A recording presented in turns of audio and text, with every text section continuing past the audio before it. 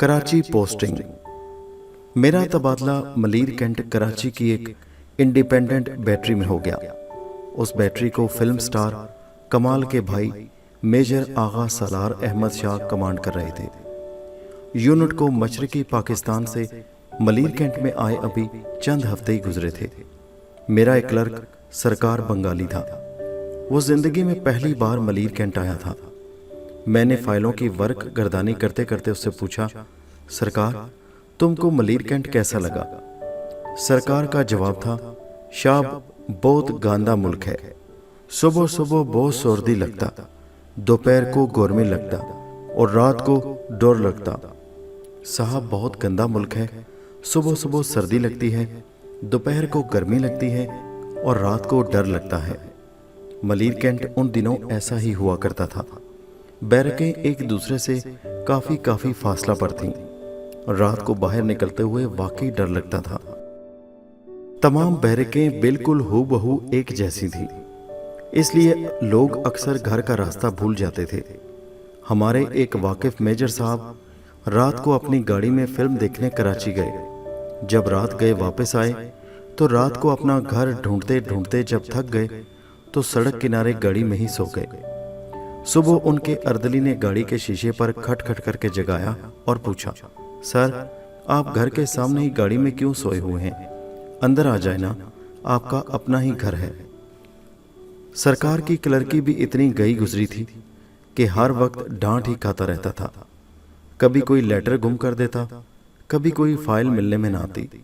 Letter type करके लाता तो इतनी गलतियां होती कि एक लेटर कई दफ़ा टाइप करना पड़ता।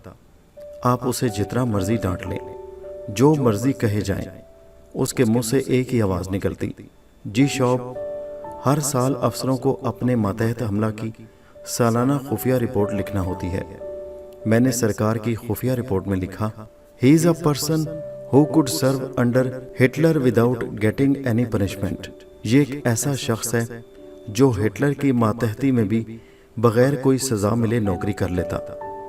मेरे इस फिक्रे को बेहद मकबूलियत हासिल हुई कि यह सरकार पर ज़बरदस्त फिट बैठता था। मलीर कैंट ऑफिसर्स क्लब में महफिल मौसीकी का इनेकाद किया गया। मेहंदी हसन ने ही सारी रात सुरों की बारिश करना थी। क्लब खचाखच अफसरों से भरा हुआ था।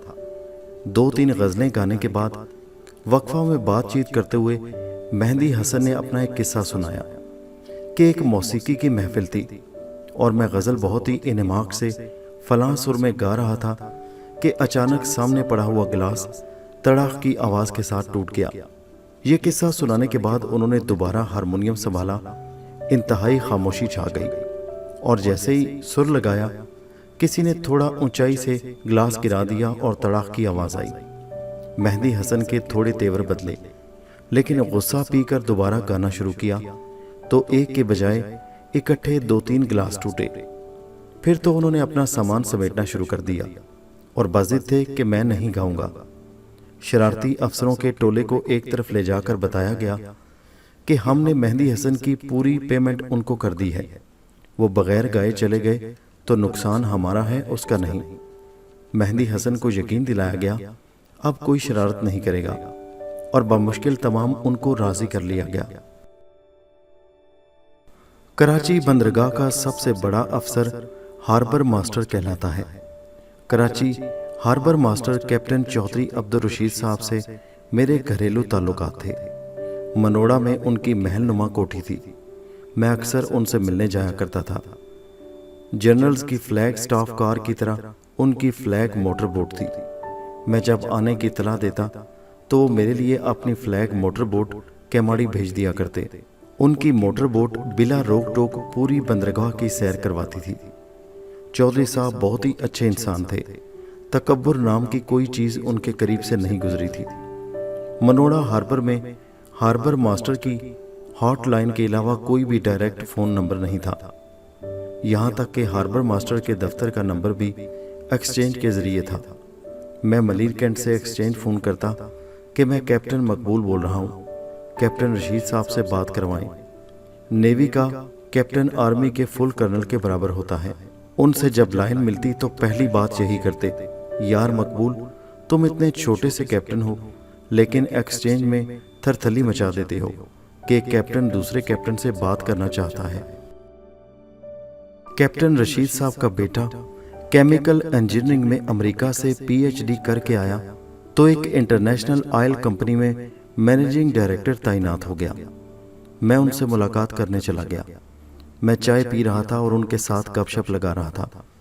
उनके ऑफिस में एक और शख्स बेहतरीन लिबास ज़ेब-ए-तन किए मौजूद था। मेरी नज़र जब भी उस पर पड़ी, वो मुतवातर मुझे ही घूरे जा रहा था।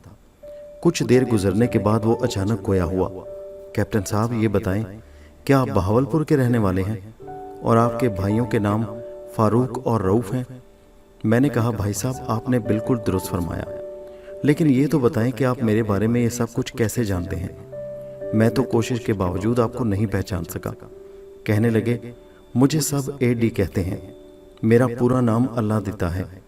मेरा ताल्लुक इंतहाई गरीब घराने से था। मैं बहुत छोटा था कि मेरे वालिदैन फौत हो गए।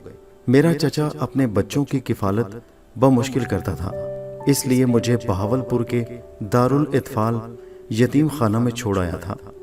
हमेशा यतीम खाना से एक बच्चा शाम का खाना आपके घर खाने जाया करता था। जब वो बच्चा 14-15 साल का हो जाता तो उसे मना करके किसी दूसरे छोटे बच्चे को मुकर्रर कर दिया जाता था। मैं जब यतीम खाना में आया तो ये वही वक्त था जब तब्दीली होना थी। मेरी खुशकिस्मती थी कि मुझे मुकर्रर कर दिया गया। मैं हर रोज़ रात का खाना आपके घर खाया करता था। अक्सर कुछ खाना मुझे साथ ले जाने के लिए भी दे दिया जाता था। मैंने उस वक्त तक आपके घर का खाना खाया जब तक मैं बड़ा नहीं हो गया। फिर मुझे तब्दील कर दिया गया था। बहावलपुर एसटी हाई स्कूल से मैट्रिक करने के बाद मैं कराची आ गया था। मैंने काम के साथ साथ अपनी तालीम को जारी रखा।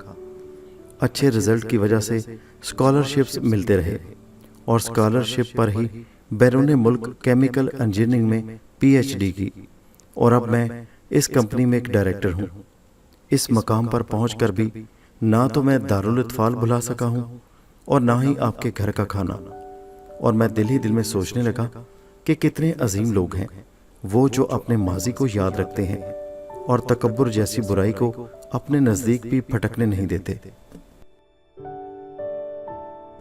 एक सुबह दफ्तर में मुझे रिपोर्ट मिली कि किसी ने जीप की नई बैटरी तोड़ दी है और पता भी नहीं चल रहा कि किस से टूटी है। 2-3 दिन पहले ही उस गाड़ी पर यह नई बैटरी स्टोर से हासिल की गई थी। जिसकी लापरवाही से टूटी उसके खिलाफ कानूनी कार्रवाई लाजिम थी।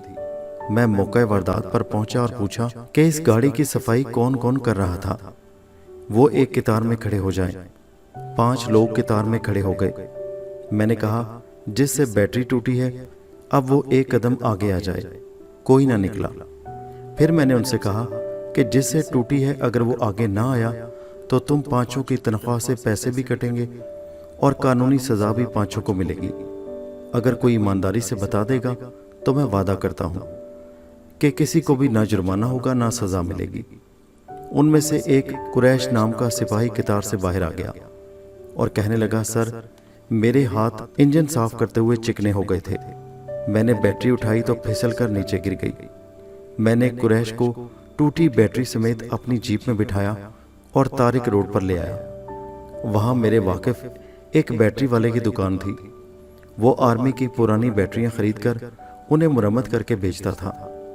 हमारी बैटरी क्योंकि नई थी और सिर्फ केस टूटा था, इसलिए आसानी से वैसे ही केस में डाल दी गई और जितने पैसे लगे मैंने अपनी जेब से दे दिए और मामला रफा दफा हो गया।